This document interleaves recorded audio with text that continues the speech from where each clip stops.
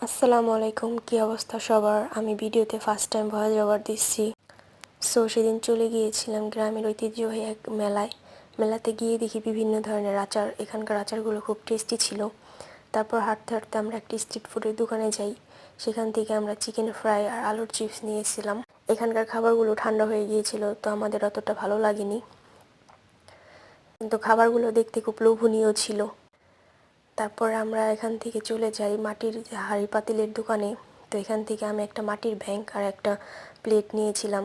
এখানকার জিনিসগুলো দেখতে খুব ভালো লাগছিল, অনেক সুন্দর ছিল। তারপর এখান থেকে আমরা একটু ঘোরাঘুরি করে চলে যাই বাচ্চাদের খেলার রাইডের ওইখানে গিয়ে দেখি পুতুল নাচ আর ভূতের বাড়ি ছিল।